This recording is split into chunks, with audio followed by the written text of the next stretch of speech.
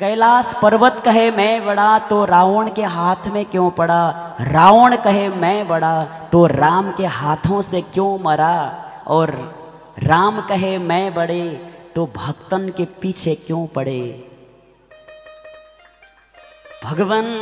भगवान पनि भक्तहरूको पछाडि पर्नुहुन्छ अरे कि मेरा भक्त कहाँ छन्, मलाई कहाँ पुकारिरहेका छन्। अहम भक्त्या पराधीनो, म भक्तको अधीनमा छु।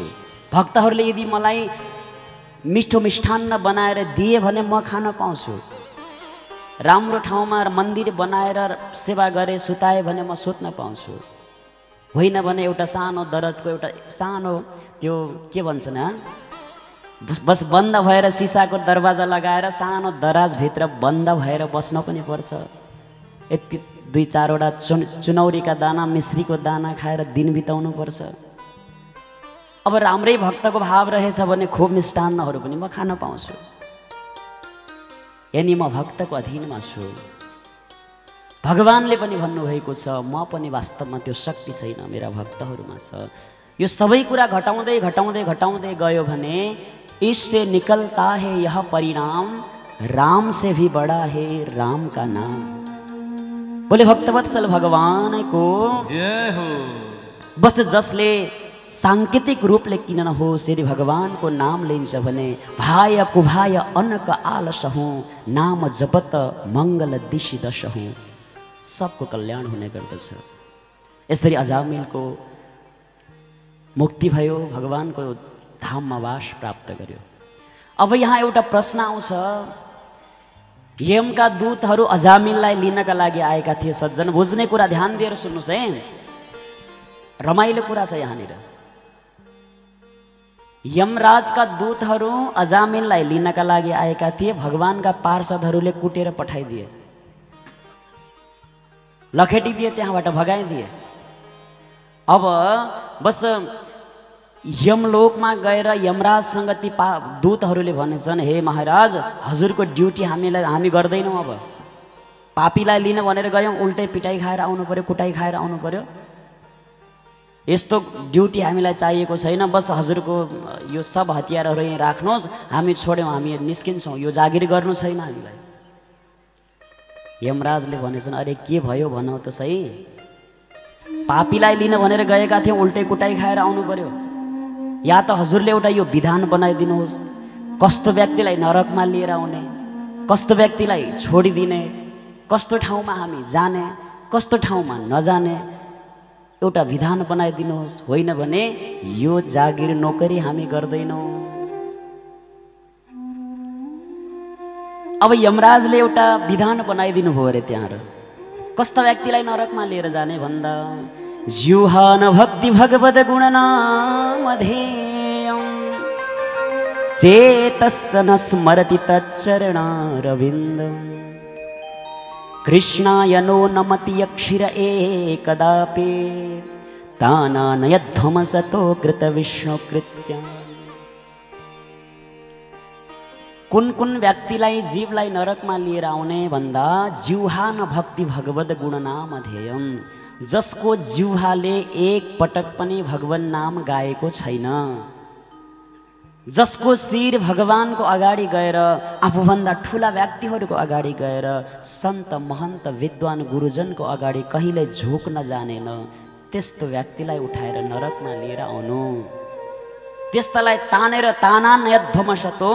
तानानयध्वमसतो कृत विष्णु कृत्यान, त्यस्तालाई खिचेर तानेर लिएर आउनु तुरुन्तै। जसले भगवानको कथा श्रवण गर्दैन।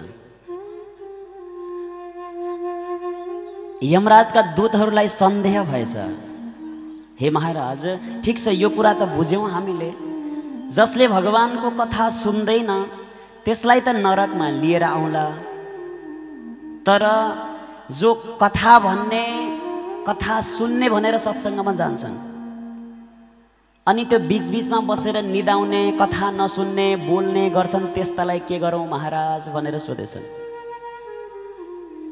हेर्नुहोस् है, ध्यान दिनु होला। यमराजले भन्नु हो, हे दूत हो, कथाको सुन्न भनेर जाने, बीचबीचमा बसेर निदाउने, यिनीहरूको निर्णय त पछि गरौँला, जे गर्नुपर्ने हो पछि हेरौँला, तर त्यो बीचमा बसेर बोल्ने, कहिले यता कोट्याउने, कहिले उता बोलाउने, कहिले अगाडिकालाई बोलाउने, कहिले पछाडिकालाई बोलाउने सरौताको काम गर्नलाई सबैभन्दा पहिला थुतेर लिएर आउनु। तिनीहरूलाई त नरकको यातना भोगाउनु पर्छ। त्यही भएर सत्सङ्गमा आइसकेपछि बोल्नु हुँदैन है अनावश्यक कुराहरू, बाहिरी कुराहरू। संसारको यही कार्य व्यवहार, घर हेर्दा हेर्दै, व्यवहार हेर्दा हेर्दै अब मर्ने बेला आइसक्यो, आधा उमेर बितिसक्यो सज्जन। 2 घण्टापछि त्यहीँ गएर त्यही घर सम्हाल्ने हो, त्यही कार्य गर्ने हो। ए फलनाका कति राम्रा गहना, कति चिटिक्क परेर आएकी बाई भन्ने, कहिले यता बोलाउने, कहिले उता बोलाउने, यता र उता गऱ्यौँ भने बस फेरि यमका दूतहरू आएर खिचेर लिएर जान्छन्। सबैभन्दा पहिला निदाउने होला त आफू मात्रै ठगिने हो, त्यसको निर्णय पछि गर्नुहुन्छ अरे यमराजले। अब त्यो पछि सुनौला। भोले भक्तवत्सल भगवानको, श्याम सुन्दर भगवानको। यस्तै अगाडि गएर बडा सुन्दर एउटा प्रसङ्ग छ, वृत्तासुरको कथा प्रसङ्ग। वृत्तासुरको बडा दिव्य यहाँ प्रसङ्ग, कथा प्रसङ्ग छ। एकपटक स्वर्गका राजा इन्द्र अप्सराहरूको साथमा बडा दिव्य तरिकाले नाचगान गरेर रमाइलो गरेर बसिरहेका रहेछन्। देवताहरूका गुरु बृहस्पतिजी जानुभएको रहेछ। गुरुलाई देखेर पनि नदेखे जस्तो गरे अपमान गरेछन्। गुरुलाई बडा दुःख लाग्यो, क्रोध पनि आयो, बस अन्तर्ध्यान भइदिनु भयो। अब जब गुरु हुनु भएन, देवताहरूको सब अनुष्ठानहरू सब बन्द भए, देवताहरू अत्यन्त कमजोर हुँदै गए। तुरुन्तै ब्रह्माजीको आदेश अनुसारले विश्वरूपलाई देवताहरूले गुरु बनाए। बडा दिव्य तरिकाले नारायण कवचको यहाँ ज्ञान दिनुभयो र सुन्दर एउटा यज्ञ गर्नुभयो देवताहरूको बल बढाउनका लागि। विश्वरूपलाई आचार्य बनाएर यज्ञ भएको थियो। उनले एउटा काम के गरेछन् भने, विश्वरूपका मामा पर्थे दैत्यहरू पनि स्वाहा स्वाहा गर्ने क्रममा देवताको नाम आउँदाखेरि ओम विष्णवे नमः भन्ने, अरूले नसुन्ने गरे बिस्तारै मनै मन फेरि दैत्यहरूलाई पनि आहुति दिने गरेछन्। यो कुरा इन्द्रले थाहा पाए। तुरुन्तै विश्वरूपका 3वटा शिर थिए, छेदन गरिदिए। इन्द्रलाई ब्रह्महत्या लाग्यो। बस ब्रह्महत्यालाई 4 भागमा विभाजन गरियो। कथा लामो छ, समय कम छ, संक्षेपमा यहाँहरूले सुन्नुभएकै छ। 4 भागमा विभाजन गरियो। तत्पश्चात यो कुरा थाहा भयो त्वष्टा ऋषिलाई, मेरो छोरालाई इन्द्रले लगेर पहिला पूजा गरे, गुरु बनाएर पूजा गरे, बस आफ्नो स्वार्थ पुरा भएपछि उल्टै वध गरिदिए। यिनीहरूलाई मैले जानेको छु भनेर त्वष्टा ऋषिले अर्को यज्ञ गरे, जहाँबाट इन्द्रलाई मार्ने एउटा बलवान, एउटा शक्तिशाली पुत्र जन्माउँछु भनेर यज्ञ गरे। यज्ञ गर्ने क्रममा मन्त्रमा अशुद्धि भएछ। इन्द्रलाई मार्नेवाला, इन्द्रको शत्रु जन्माउनु पर्ने थियो। इन्द्रलाई मार्नेवाला पुत्र जन्मोस् भन्ने उद्देश्यले यज्ञ भएको थियो, तर त्यो मन्त्रमा अशुद्धि भएका कारणले इन्द्रद्वारा मारिने पुत्र जन्मोस् भन्ने भएछ। त्यहाँ पुत्रको जन्म भयो, भयङ्कर तरिकाले जन्म त भयो, तर हेर्दैखेरि अत्यन्त डरलाग्दो वृत्तासुर नाम गरेको दैत्य त्यहाँबाट प्रकट भयो। तुरुन्त इन्द्रलाई आक्रमण गर्न गयो। भयङ्कर युद्ध भयो। देवताहरू भागाभाग भए। दधिची ऋषिको पासमा गए। दधिची ऋषिको हड्डीद्वारा सुन्दर शस्त्र बनाइयो। बस भिडन्त हुँदाहुँदै त्यो दधिची ऋषिको हड्डीबाट निर्मित भएको त्यो शस्त्रमा आज वृत्तासुरले साक्षात भगवानको दर्शन गर्छ। युद्ध मैदानमा युद्ध चलिरहेको छ सज्जन। बस हतियार हातमा छ। हतियारलाई भुइँमा राखेर तुरन्त 2 हात जोडेर त्यो दैत्य कुलमा जन्मेको त्यो राक्षस, त्यो वृत्तासुरले भगवानको यति सुन्दर प्रार्थना गरेको छ कि, यति सुन्दर प्रार्थना गरेको छ कि त्यो दिव्य प्रार्थना हामी मनुष्यबाट पनि हुन सक्दैन। त्यस्तो भाव के भन्छ उसले, हे भगवान, म हजुरको दास बन्नको लागि लायक छैन, म हजुरको सेवक बन्नको लागि लायक छैन, तर मलाई दासानुदास अवश्य बनाउनु होला। अहम हरे तव पादैकमूल दासानुदासो भवितास्मि भूयः। मनः स्मरेता सुपतेर्गुणास्ते गृहीत्वा कर्म करोतु कायः। अहम हरे तब पादैक मूल। हे भगवान, म हजुरको दास बन्नको लागि योग्य छैन। बस सधैँभरि हजुरको चरणको मैले सेवा गरेर बस्न पाऊँ। दास बन्नको लागि योग्य नभए पनि मलाई दासानु दास बनाउनुहोला। हजुरको भक्तको भक्त मलाई बनाउनुहोला। हजुरका सेवकको सेवक मलाई बनाउनुहोला। सतसत हजुरको चरणको याद मलाई आइरहोस्। सतसत हजुरको चरणको सेवा मैले गर्न सकूँ। याद पनि कसरी आओस् त भन्दाखेरि अजात पक्ष्या इव मातरम खगाः स्तन्यम यथा वत्सतरा क्षुदार्ताः प्रियं प्रियेव व्युसितं विषण्णा मनोरविन्दाक्षत दृक्षते त्वाम्। हे भगवान, जसरी एउटा पक्षीका साना साना ती चल्लाहरू छन्, भर्खरै गुणमा उनीहरूको जन्म भएको छ, उनीहरूको प्वाख पनि राम्रोसँग उम्रेको छैन, उड्न सक्ने अवस्थामा छैनन्। ती आमाहरू, त्यो चराहरू आफ्ना साना साना ती बच्चालाई त्यही गुणमा छोडेर बाहिर चारो खोज्न गएका छन्। त्यो बेलामा भोकले आत्तिएका अथवा कुनै चिलहरू आएर, गिद्धहरू आएर आक्रमण गर्छन् कि हावा आएर हामीलाई, हुन्डरी आएर उडाएर लिएर जान्छ कि भनेर भयभीत भएका त्यो उड्न नसक्ने ती चराका ती चल्लाहरूले जसरी आफ्नो मातापितालाई सम्झिन्छन्, कति बेला मेरो आमा बाबा आउनुहुन्छ, हामी चारो खान पाउँछौँ, हामी सुरक्षित हुन्छौँ भनेर बार बार जसरी ती आफ्नो मातापिताको स्मरण गर्छन्, चिन्तन गर्छन्, हे भगवान, त्यसरी नै मैले हजुरको चिन्तन गर्न सकूँ। त्यति मात्रै होइन प्रभु, यथावत्स तरा क्षुधार्तः। भर्खर ब्याएको लहिनो गाई 1.5-2 महिनाको बाछी छ, गोठमा 2-3 महिनाको, चराउनको लागि जङ्गलमा लिएर गयो। गोधुलीको बेला भयो, गाईलाई चराएर फर्काउने बेला भयो, गोठमा बाछीलाई बाँधेको छ।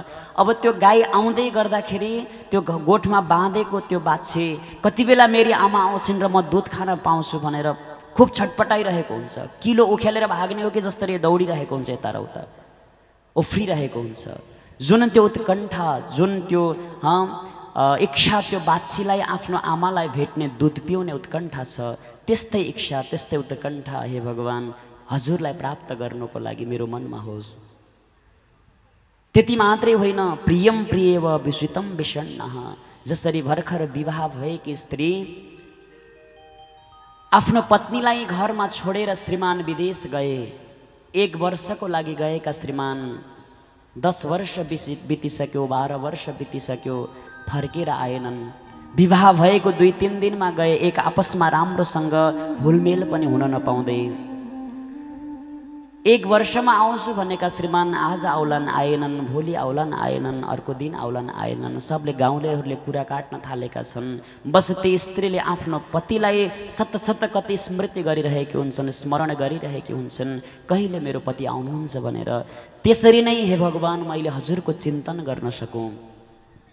अत्यन्तै अत्यन्तै माथिको, मलाई कुनै राज्य सत्ता चाहिएको छैन, हजुरको स्मरण गरेर मलाई स्वर्गको सम्पदा चाहिएको छैन, सुख चाहिएको छैन, मलाई धन सम्पत्ति चाहिएको छैन, मलाई त्यति मात्रै होइन मुक्ति पनि चाहिँदैन। बस हरेक समय जति बेला पनि हजुरको चिन्तन सतसत रहिरहोस्, हजुरको यादमा तडपिन पाऊँ, आँखाबाट आँसु बगाउन पाऊँ, यति भए पुग्छ। जिस देश में रहूं, जिस भेष में रहूं, बस हर समय मनदेखि राधा रमण राधा रमण राधा रमण कहूँ। जुन चालमा रहूं, जुन हालमा रहूं, तर मनदेखि राधा रमण राधा रमण राधा रमण कहूँ। हे भगवान, गेरु वस्त्र लगाएर, निधारमा चन्दन लगाएर, माला तुलसीको माला जपेर बस्न पाउँला नपाउँला, त्यस्तो सङ्गत मलाई मिल्ला नमिल्ला। जुन सङ्गमा रहूँ, जुन ढङ्गमा रहूँ, जुन रङ्गमा रहूँ, तर मेरो मनले सदैव सतसत हजुरको चिन्तन गरिरहोस्। श्री राधा रमण राधा रमण राधा रमण कहूँ। बडा दिव्य तरिकाले आज वृतासुरले प्रार्थना गर्दछ भगवानको। अन्त्यमा श्राप त थिँदै थियो, देवताहरूको मन्त्र शक्ति त मिथ्या हुँदैन थियो। अन्त्यमा भगवानकै चरणमा उसले बास पाउँछ। त्यो शरीरलाई पुरा भइसकेपछि भगवानले अनेक अनेक प्रकारका लीलाहरू गर्नुभएको छ सज्जन। अन्त्यमा गएर चित्रकेतु राजाको प्रसङ्ग सँगसँगै षष्ठ स्कन्द यहाँ पूर्ण हुन्छ। बोले भक्तवत्सल भगवानको जय। तसर्थ आफ्नो वचनलाई आफ्नो वाणीलाई यदि पवित्र बनाउनु छ भने बस आफ्नो वाणीमा भगवानको नामहरू घोल्नु पर्दछ। बस यी निस्केका वाणीहरू अमृत समान हुन्छन्। बोल श्याम सुन्दर भगवानको। एउटा छोटो भक्ति सङ्गीतसँगै प्रहलाद चरित्रमा प्रवेश गर्नेछु। अपनी वाणी में अमृत घोल, अपनी वाणी में अमृत घोल, ओ रसना राधे राधे बोल, ओ रसना राधे राधे बोल। ये बोल बड़े अनमोल, ये बोल बड़े अनमोल, ओ रसना राधे राधे बोल, ओ रसना राधे राधे बोल। श्री राधे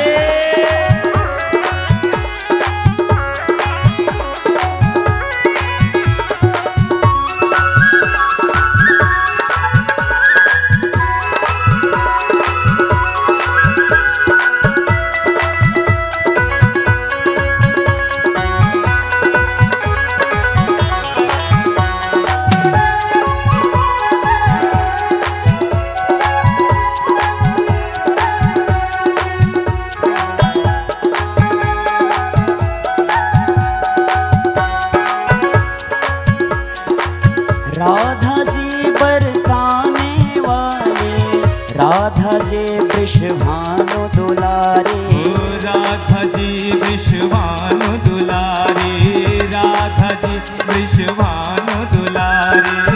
राधा जी बरसाने वाले, राधा जी वृषभानु दुलारे, राधा जी विश्वानु दुलारे, राधा जी विश्वानु दुलारे। दो अक्षर आधार जगत के, दो अक्षर आधार जगत के, ये अक्षर अनमोल, ओ रसना चढ़ा राधे राधे बोल, ओ रसना राधे राधे जय हो।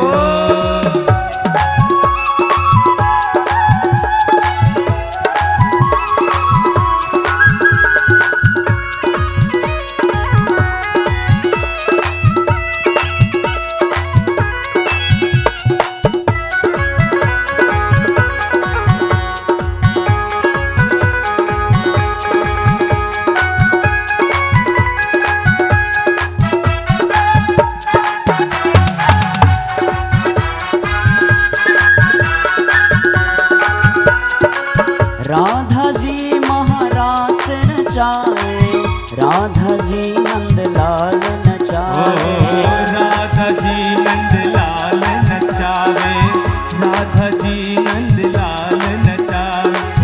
राधा जी महारास नचाए, राधा जी नंदलाल नचावे, राधा जी नंदलाल नचावे, राधा जी नंदलाल नचावे। इस छवि के भर के नयनन में, इस छवि के भर के नयनन में, अंतर के पट खोल, ओ रसना राधे राधे बोल, ओ रसना राधे राधे बोल।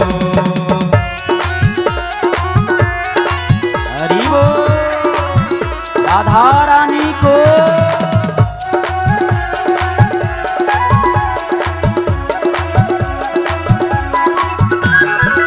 बिन राधा नहीं सजे बिहारे, बिन राधा नहीं मिले बनवारे, बिन राधा नहीं मिले बनवारे, नहीं मिले बनवारे।